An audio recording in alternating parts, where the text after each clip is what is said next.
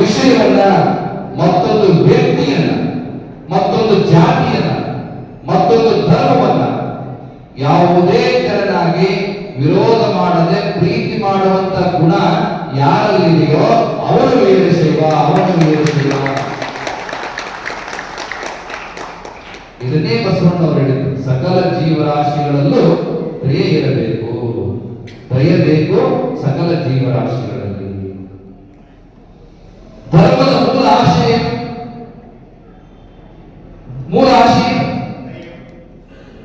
Live and let live, ಬದುಕು ಬದುಕಬಹುದು, ಜಿಯೋ ಅವಳು ಜೀವಿತು. ನೀನು ಬದುಕಬೇಕು, ಬದುಕೋ ತಪ್ಪಲ್ಲ, ಆದರೆ ನಿನ್ನ ಬದುಕಿಗಾಗಿ ಮತ್ತೊಬ್ಬರ ಬದುಕಿನ ಹಕ್ಕನ್ನ ಕಸ್ಕೊಂಡು ಬದುಕಬಾರದು. ನಿನ್ನ ಜೊತೆಗೆ ಮತ್ತೊಬ್ಬರು ಬದುಕುವಂತಾದರೆ, ನಿನ್ನ ಬದುಕು ಮತ್ತೊಬ್ಬರು ಬದುಕುವ ರೀತಿಯೊಳಗ ಪ್ರೇರಕ ಶಕ್ತಿ ಆದರೆ, ನಿನ್ನ ಬದುಕು ಮತ್ತೊಬ್ಬರಿಗೆ ನೆರವಾದರೆ, ವರವಾದರೆ, ಉಪಕಾರವಾದರೆ ಅದನ್ನ ಧರ್ಮ ಧರ್ಮ ಅಂತ ಕರೀತಾರೆ. ನೋಡಿ ಎಂತ ಅದ್ಭುತವಾದ ಪರಿಭಾಷೆ. ವಿರೋಧ ರಹಿತಂ, ಯಾರನ್ನೂ ವಿರೋಧಿಸದೇ ಇರ್ತಕ್ಕಂಥ ಗುಣ ಯಾವ ವ್ಯಕ್ತಿಯಲ್ಲಿದೆಯೋ ಅವನನ್ನ ವೀರಶೈವ ಅಂತ ಕರಿಬೇಕು.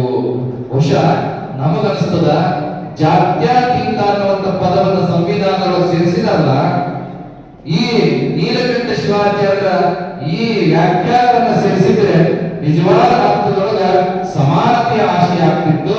ಏಕರೂಪ ನಾಗರಿಕ ಸಂಹಿತೆಯ ವ್ಯಾಖ್ಯಾನಕ್ಕೆ ಒಂದು ಹೊಸ ಭಾಷ್ಯವನ್ನ, ಹೊಸ ಪದ ವ್ಯಾಖ್ಯೆಯನ್ನು ಕೊಟ್ಟಂತ ಆಗ್ತಿತ್ತು ಅನ್ನುವಂಥದ್ದನ್ನು ಕೂಡ ನಾವಿಲ್ಲಿ ವಿಚಾರ ಮಾಡಬೇಕು. ಯಾರನ್ನು ವಿರೋಧಿಸದೇ ಇರ್ತಕ್ಕಂಥದ್ದು ಯಾವ ಧರ್ಮ ಹೇಳಿದ್ರೆ ನನ್ನದೇ ಶ್ರೇಷ್ಠ, ಮತ್ತೊಂದು ಕನಿಷ್ಠ, ಅದು ಇಲ್ಲವೇ ಇಲ್ಲ, ಇದೇ ಇರೋದು, ಇಂಥದ್ದೆಲ್ಲದರೊಳಗ ಯಾವುದನ್ನು ಖಂಡನೆ ಮಾಡದೆ, ಯಾವುದನ್ನು ಹೀಗಳಿದೆ, ಮತ್ತೊಂದನ್ನು ಟೀಕೆ ಮಾಡದೆ, ವಿಮರ್ಶೆ ಮಾಡದೆ, ಎಲ್ಲವನ್ನೂ ಪ್ರೀತಿಸು, ಎಲ್ಲರನ್ನ ಅಪ್ಪಿಕೊಳ್ಳು, ಎಲ್ಲವನ್ನ ಒಪ್ಪಿಕೊಳ್ಳು ಅನ್ನುವಂಥ ತತ್ವ ಸಿದ್ಧಾಂತ ಯಾವುದಾದ್ರೂ ಇದ್ರೆ ಅದು ವೀರಶೈವ ಪರಂಪರೆ ಅನ್ನುವಂಥ ಮಾತನ್ನ ಬಹಳ ಸ್ಪಷ್ಟವಾಗಿ ಹೇಳೋದಕ್ಕೆ ಬಯಸ್ತೇನೆ. ನಮ್ಮ ಚಿಕ್ಕಲ್ಪಾಡ ಸ್ವಾಮಿಗಳು ಮಾತನಾಡ್ತಾ ಹೇಳ್ತಾ ಇದ್ರು, ಶಿವ ಶಿವ ಶಿವ ಶಿವ ಅನ್ನಬೇಕು, ಅಲ್ಲದೆ ಹೋದ್ರೆ ಆ ಶಿವ ಕೊಟ್ಟಂತ ಬಾಯಿ ಒಳಗ ಸಗಣಿ ಒಳಗೆ ಹಂಗ ಸಾವಿರ ಒಳಗೆ ಇರ್ತಾವ, ಹಂಗ ಮನುಷ್ಯನ ಬಾಯಿ ಒಳಗೆ ಇರ್ತಾವ ಆಗ್ತದ. ನಮ್ಮ ಪರಂಪರೆ ಎಂತದ್ದು ಅಂತ ಕೇಳಿದ್ರೆ ಆರಂಭದಲ್ಲೇ ಹೇಳಿದ್ವಿ, ಜೀವ ಶಿವನಾಗತಕ್ಕಂತ ಪರಂಪರೆ, ಮಾನವ ಮಹಾದೇವನಾಗ್ತಕ್ಕಂಥ ಪರಂಪರೆ. ಅದೇ ಶಿವ ಪುರಾಣದೊಳಗೆ ವ್ಯಾಸ ಮಹರ್ಷಿಗಳು ಎಂತ ಅದ್ಭುತವಾದ ಉದಾಹರಣೆ ಕೊಡ್ತಾರೆ. ಶಿವಧ್ಯಾನದಿಂದ, ಶಿವಚಿಂತನೆಯಿಂದ, ಶಿವಸ್ಮರಣೆಯಿಂದ, ಶಿವಭಜನೆಯಿಂದ, ಶಿವನಾಮದ ಅನುರಣನೆಯಿಂದ, ಜಪದಿಂದ, ತಪದಿಂದ ಏನೆಲ್ಲ ಆಗ್ಬೋದು ಅನ್ನೋದಕ್ಕೆ ಬಹಳ ಸುಂದರವಾದ ಉದಾಹರಣೆ ಕೊಡ್ತಾರೆ. ಕೀಟೋ ಭ್ರಮರ ಯೋಗೇನ ಭ್ರಮರೋ ಭವತಿ ಧ್ರುವಂ, ಮಾನವ ಶಿವಯೋಗೇನ ಶಿವೋ ಭವತಿ ನ ಸಂಶಯ ಅನ್ನುವಂತ ಮಾತು. ಏನಾಗ್ತದ ಶಿವ ಶಿವ ಅಂದ್ರೆ, ಶಿವನಾಮ ಸ್ಮರಣೆ ಮಾಡಿದ್ರೆ ಏನಾಗ್ತದ? ಅದಕ್ಕೆ ಅವ್ರು ಹೇಳ್ತಾರೆ ಕೀಟ ಭ್ರಮರ ಯೋಗ. ಬಹುಶಃ ಎಲ್ಲರೊಳಗೆ RCC ಮನೆಯದಲ್ಲಿ, ಅದ್ರ ಬೆಂಗಳೂರೊಳಗ ಈ ಗುಡಿ ಕಾರ್ ಹುಡುಕೋದು, ಭ್ರಮರ ಹುಡುಕೋದು ಬಹಳ ಕಷ್ಟ. ನಿಮ್ಮ ಹಳ್ಳಿ ಮನೆಗಳಲ್ಲಿ ನೀವು ನೋಡಿರ್ಬೋದು, ಎಲ್ಲಾರ ಮನೆಗಳಲ್ಲೂ ಕೂಡ ಈ ಮಣ್ಣಿನ ಗೂಡು, ಸಣ್ಣದಾದ ಮಣ್ಣಿನ ಗೂಡು, ಆ ಗೂಡಿನೊಳಗೆ ಒಂದು ಹುಳ, ಆ ಗೂಡಿನ ಸುತ್ತ ಒಂದು ಭ್ರಮರ, ಸುಂದರವಾದ ಕೇಳಲಿಕ್ಕೆ ಸಹ್ಯವಾದ ಪ್ರೀತಿಯುತವಾದ ಒಂದು ಸಂಗೀತದ ನಾದವನ್ನು ಪಸರಿಸುತ್ತದೆ. ಅದಕ್ಕೆ ಹಳ್ಳಿ ಭಾಷೆಯೊಳಗೆ ಕೊಡಿ ಕುಕ್ಕಾರ ಅಂತಾರೆ, ಈ ಕಡೆಗೆಲ್ಲ ಭ್ರಮರ ಅಂತಾರೆ, ದುಂಬಿ ಅಂತಾರೆ. ಶಾಸ್ತ್ರೀಯ ಭಾಷೆ ಭ್ರಮರ.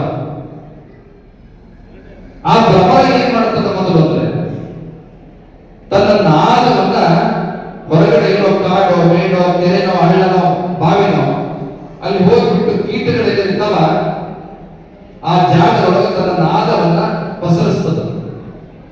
ಆ ನಾದಕ್ಕೆ ಆಕರ್ಷಿತವಾಗಿ ಅನೇಕ ಕೀಟಗಳು ಭ್ರಮರದ ಹತ್ರ ಬರ್ತಾವೆ. ಆ ಬಂದಂತ ಕೀಟಗಳಲ್ಲಿ ಒಂದು ಕೀಟವನ್ನ ಈ ಭ್ರಮರ ಆಯ್ಕೆ ಮಾಡ್ಕೊಳ್ತದೆ. ಆ ಕೀಟವನ್ನು ತೆಗೆದುಕೊಂಡು ಬಂದು ನಿಮ್ಮ ಮನೆಯ ತೊಲೆಯೊಳಗೋ ಅಥವಾ ಯಾವುದೋ ಕಂಬದಲ್ಲೋ ಎಲ್ಲೋ ಒಂದು ಕಡೆಗೆ ಆ ಕೀಟವನ್ನಿಟ್ಟು ಆ ಕೀಟದ ಸುತ್ತ ಮಣ್ಣಿನ ಮನೆಯನ್ನ ಸಣ್ಣದಾದ ಗೂಡನ್ನ ನಿರ್ಮಾಣ ಮಾಡುತ್ತದೆ. ಅದಕ್ಕೆಲ್ಲೂ ಬಾಗಿಲಿರಂಗಿಲ್ಲ.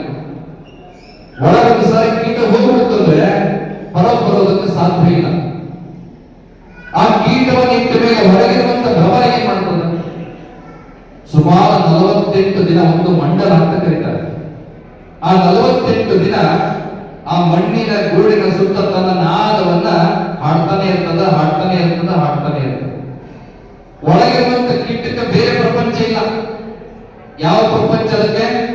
ಕೇವಲ ಭ್ರಮರದ ನಾದ ಮಾತ್ರ ಕೇಳುತ್ತಿರ್ತದೆ, ಮತ್ತೊಂದು ಪ್ರಪಂಚ ಇಲ್ಲವೇ ಇಲ್ಲ. 48 ದಿನಗಳಾದ ಮೇಲೆ 49ನೇ ದಿನ ಆ ಮಣ್ಣಿನ ಗೂಡನ್ನು ಒಡೆದು ಒಳಗಿರುವಂತ ಕೀಟ ಹೊರಗೆ ಬರ್ತದ. ಹೊರಗೆ ಬಂದಾಗ ಆ ಕೀಟವಾಗಿ ಉಳಿದಿರುವುದಿಲ್ಲ, ಬದಲಾಗಿ ಮತ್ತೊಂದು ಭ್ರಮರವಾಗಿ ಪರಿವರ್ತನೆ ಆಗಿರ್ತದೆ. ಮತ್ತೊಂದು ಭ್ರಮರವಾಗಿ ಗುರುತಿಯಾಗಿ ಪರಿವರ್ತನೆ ಆಗಿರ್ತದೆ.